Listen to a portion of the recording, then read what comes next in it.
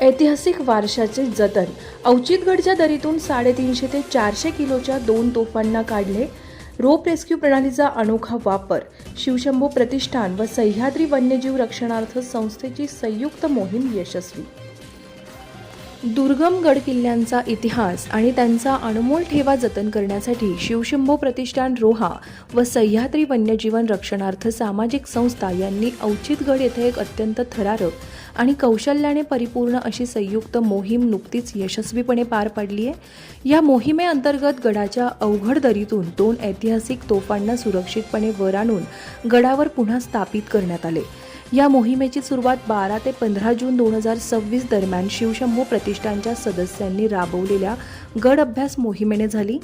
या अभ्यासादरम्यान गडाच्या उत्तरेकडील बुरुजापासून सुमारे 550 मीटर अंतरावर पहिली तर त्यापासून अवघ्या 100 मीटर अंतरावर दुसरी अशा 2 ऐतिहासिक तोफा आढळून आल्या. इतिहासाचा हा सुवर्ण काळ डोळ्यासमोर आणणारा ठेवा जतन करण्यासाठी सर्व कायदेशीर बाबींची पूर्तता करून शनिवारी प्रत्यक्ष संवर्धन मोहिमेला सुरुवात झाली. मोहिमेच्या पहिल्या टप्प्यात सायंकाळी 9 वाजेपर्यंत पहिली तोफ गडावर आणण्यात यश आले. मात्र दुसरी तोफ अतिशय खोल आणि दुर्गम दरीत असल्याने तिला वर काढणे एक मोठे आव्हान होते. या दोन्ही तोफांचे वजन प्रत्येकी अंदाजे 350 ते 400 किलोग्रॅम होते.